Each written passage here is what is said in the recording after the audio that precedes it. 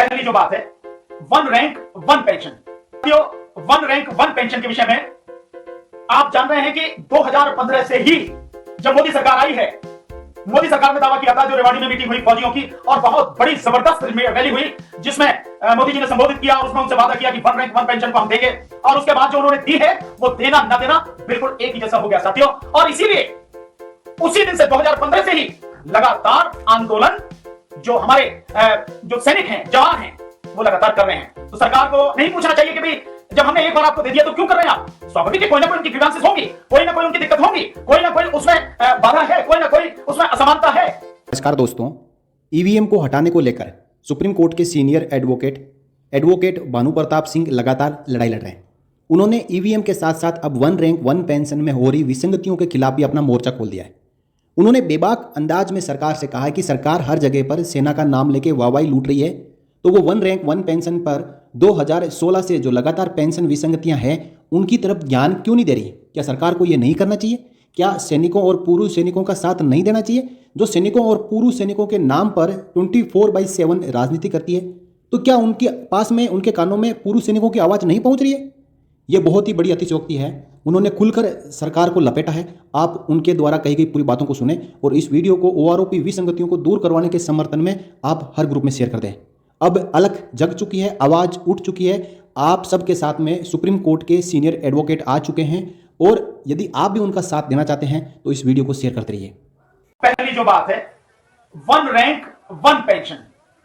साथियों, one rank one pension के विषय में आप जान रहे हैं कि 2015 से ही जब मोदी सरकार आई है, मोदी सरकार ने दावा किया था, जो रेवाड़ी में मीटिंग हुई फौजियों की और बहुत बड़ी जबरदस्त रैली हुई, जिसमें मोदी जी ने संबोधित किया और उसमें उनसे वादा किया कि वन रैंक वन पेंशन को हम देंगे, और उसके बाद जो उन्होंने दी है वो देना न देना बिल्कुल एक ही जैसा हो गया साथियों। और इसीलिए उसी दिन से 2015 से ही लगातार आंदोलन जो हमारे जो सैनिक हैं, जवान हैं, वो लगातार कर रहे हैं। तो सरकार को नहीं पूछना चाहिए कि भाई जब हमने एक बार आपको दे दिया तो क्यों कर रहे हैं आप। स्वाभाविक है, कोई ना कोई उनकी ग्रीवेंसेस होंगी, कोई ना कोई उनकी दिक्कत होंगी, कोई ना कोई उसमें बाधा है, कोई ना कोई उसमें असमानता है, इसीलिए ना वो आंदोलन कर रहे हैं। तो जो वहां पर जवान सैनिक आंदोलन कर रहे हैं, उनके अनुसार उनका कहना यह है कि ये जो pension one rank one pension दी गई है, कहा गया है, लेकिन इसमें भेदभाव आज भी जारी है। जो का क्यों भेदभाव चल रहा है, सैनिकों के साथ भेदभाव किया जा रहा है। 2013 में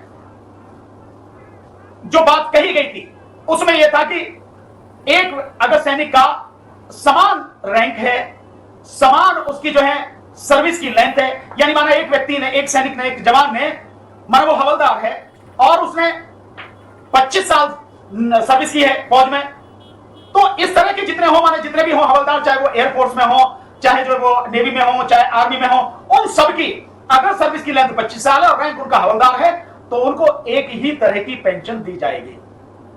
दूसरा साथियों, जो पेंशन दी जाएगी उस पेंशन में एक ही सबका ग्रुप होगा, अलग अलग नहीं होगा। लेकिन हुआ क्या है, हुआ बड़ा भेदभाव है साथियों कि जो ऑफिसर्स हैं उनका केवल एक ही ग्रुप है, और आप देखिए जो ऑफिसर्स हैं उनको 24% से लेके 28% तक उनकी पेंशन में वृद्धि हुई। कोई दिक्कत नहीं, अच्छी बात। अब यही आप देखिए कि जो जवान हैं, जो जेसीओस हैं, जेसीओस लेवल तक के जो हैं जवान, हवलदार और जेसीओस, उनकी पेंशन में कितनी वृद्धि हुई? 4% से लेके 12% तक। अब इसमें और चीज देखें आप कि जो उसमें वृद्धि हुई है 4% से लेके 12%, इसमें भी जो जवान है, इसमें भी दो तरह के उन्होंने ग्रुप बना दिए, एक्स ग्रुप और वाई ग्रुप। जो एक्स ग्रुप है उनको जो पेंशन मिल रही है वो ज्यादा मिल रही है, और जो वाई ग्रुप है उनको पेंशन उनसे कम मिल रही है। ऐसा क्यों है? एक ही नियमितता अगर है और एक ही उसकी सर्विस की लेंथ है, तो जो बेस निश्चित हुआ था, जिस आधार पर उसको पेंशन उस तरह से मिलनी चाहिए थी, समान रैंक की समान पेंशन, तो उसको क्यों नहीं दी जा रही है? माना टेक्निकलिटी के आधार पर या किसी और उसके आधार पर, जैसे कोई ऑपरेटर है, जो कोई मैकेनिकल है, एयरफोर्स में है, नेवी में है और आर्मी में भी है, उस आधार पर जब सर्विस में है व्यक्ति, तो मान सकते हैं कि सर्विस में क्योंकि उसका काम ज्यादा है, मेहनत ज्यादा है, उस आधार पर आप अंतर करते हैं तो ठीक है, लेकिन रिटायरमेंट के बाद, पेंशन आने के बाद तो उसका कोई काम नहीं है, सबके सब बराबर ही हैं, उनका कहीं कोई ऐसा नहीं है कम ज्यादा काम कर रहा है, ज्यादा काम कर रहा है, पेंशन तो पेंशन आगे कोई काम नहीं कर रहा। उस आधार पर अंतर क्यों है?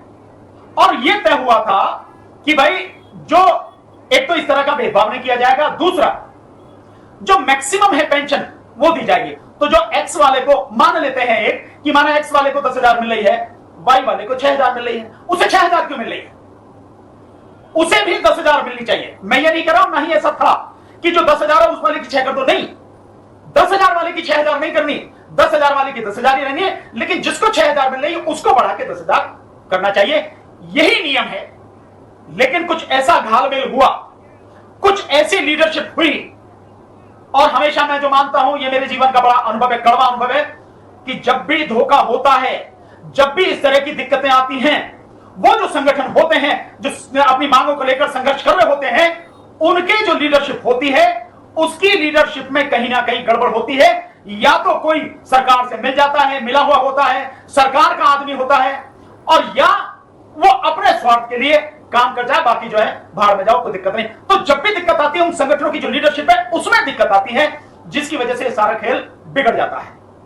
तो ये जो अंतर है कि जब एक ही रैंक है, एक ही सर्विस लेंथ है, और जो मैक्सिमम आप जिसको दे रहे हो पेंशन, वही सबको क्यों नहीं दी जाती? और जो एक्स ग्रुप में जिन्हें बना रखा है, एक्स ग्रुप में बस केवल 6% लोग हैं जो सेना से रिटायर्ड हुए, जो पेंशन लेने वाले जवान में, जेसीओज में, जो एक्स ग्रुप में जिनको रखा गया, वो उनकी संख्या 6% है।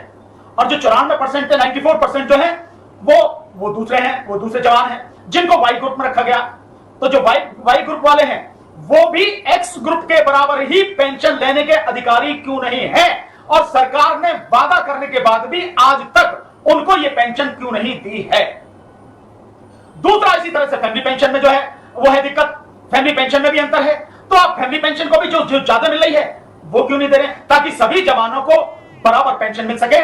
तो सरकार का जो काम था, सरकार ने जो लोगों से वादा किया, रेवाड़ी मीटिंग में खुद प्रधानमंत्री नरेंद्र मोदी ने, और जो आज की तारीख में जनरल वीपी सिंह हैं वो भी उस समय थे, उन्होंने क्यों, सब लोगों ने जवानों से वादा करने के बाद भी जो उनका हक बनता था, 1 रैंक 1 पेंशन, समान पेंशन, आज तक भी क्यों नहीं दी है, जो कि उन्हें देनी चाहिए, जिसके वो हकदार हैं? ये जो असमानता है ये बहुत ही गलत है, और मैं मानता हूं ये सैनिकों का अपमान, जवानों का अपमान करना है। इसके अलावा और देखिए साथियों, और अंतर है, केवल एक जगह अंतर होता तो मैं मान लेता कि चले एक ही जगह है, इसको दूर करना चाहिए, पर अंतर सेना में कई जगह है, ऑफिसर्स में, जवान के बीच में कई जगह अंतर है। For more updates, subscribe to our channel and enjoy watching the videos.